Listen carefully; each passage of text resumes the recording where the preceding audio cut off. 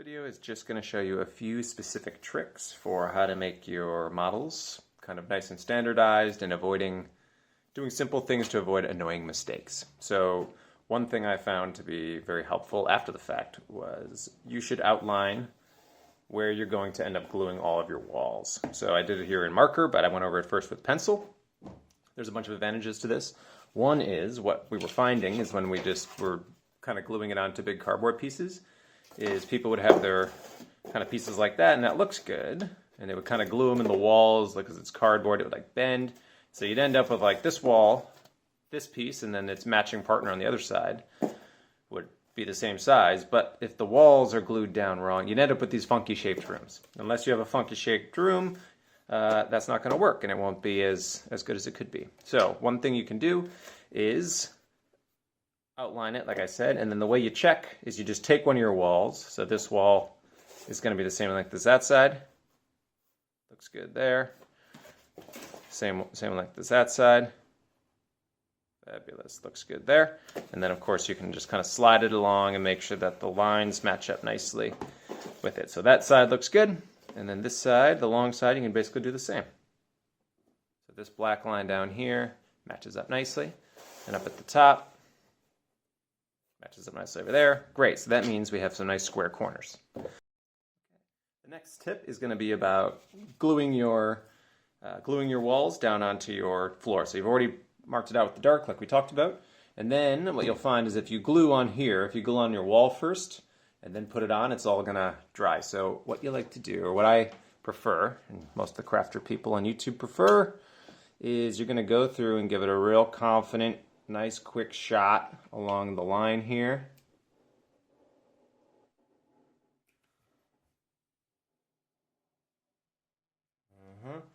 And with these low temp glue guns, it's great because it doesn't hurt as badly when you get burned, but you have less time to kind of make the move.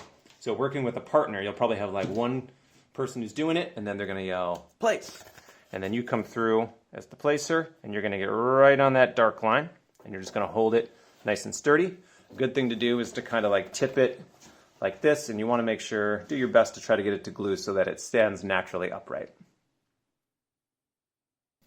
Okay, the next thing we'll look at is when you're putting the models together. So even if you've measured and you've done everything, one thing is looking at these little details, because the cardboard has some thickness.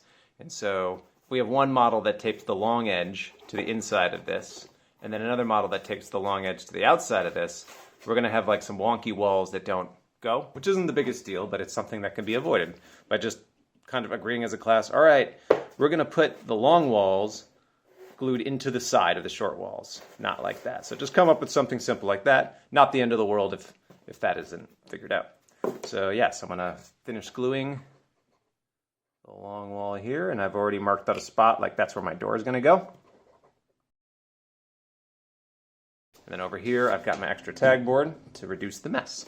Great, so I've got this set up, and then how you'll do it in the class is you'll have one gluer and one placer, so your partner's waiting there. Once the hot glue's down, they're ready to place this nice and square.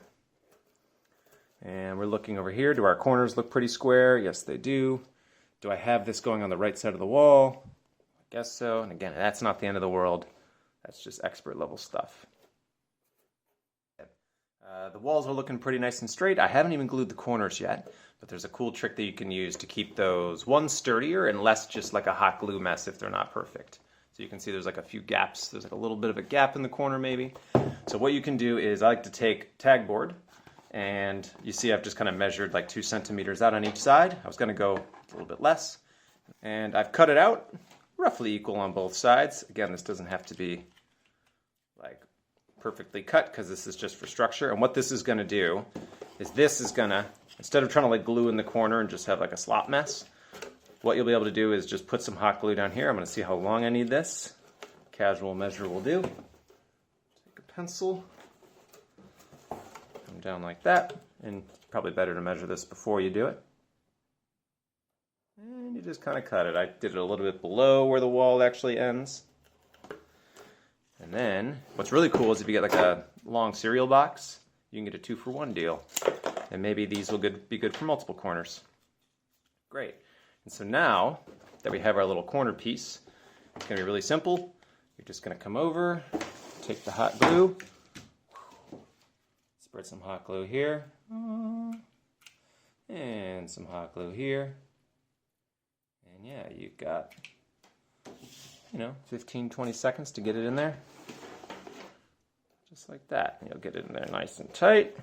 Make sure it's a nice right angle. And that's going to be great because when you do the air tests later in the next phase, you won't have all these air gap leaks. And I find it just kind of glues much, much better than slopping the glue in there. So that's my tagboard trick. I did it just on the inside, and that's cool. You can also just take it and do it on the outside like that, and you'll have really tight corners. Okay, so this tip is going to be for how to deal with the windows. The first thing is I cut out the flat piece with just a craft knife from here. It's probably a good job for the teacher to do. And then the next thing that you want to do is something I didn't do on this little example model. I glued the wall on before putting the window on. So it's not the biggest problem, but it is a little bit funkier to try to glue this on while this is upright and glued to other stuff. So what you would do is before you glue it on, like I did, you're going to take a dry erase marker for obvious reasons. You don't want Sharpie all over your window.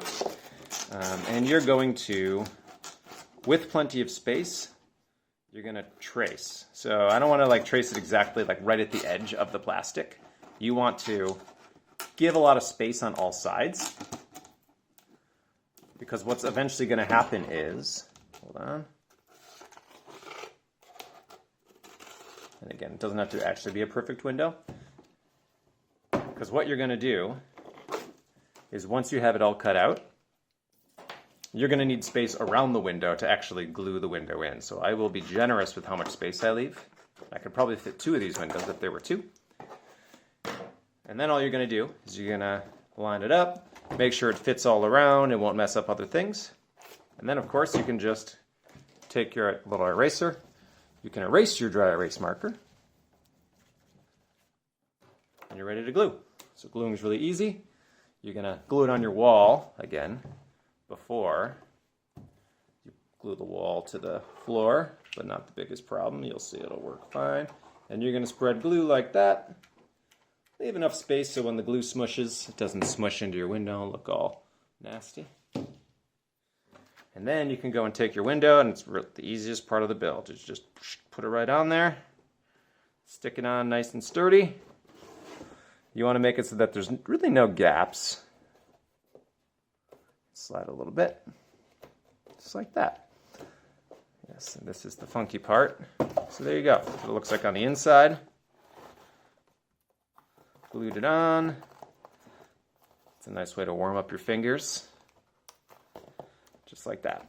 So as you can see, I'm generous with how big the window piece is that I glued on there, onto the hole.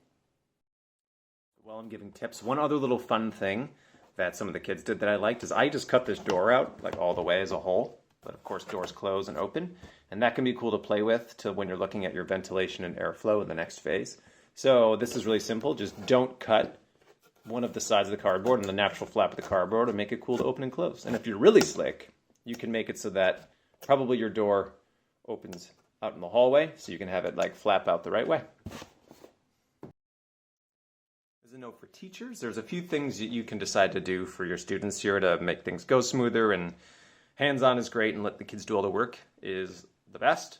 And sometimes time just doesn't allow. We know how it is. So if you want, easy things you can just kind of prep to be ready are have a tagboard perfect template for the bottom, or have a student make a template in the previous day so that every kid can just trace the same floor, and then eventually you'll just have if you're stacking your models, they'll all kind of fit nicely on top of each other because they all started by tracing the original template. So get a big cereal box or whatever to do that.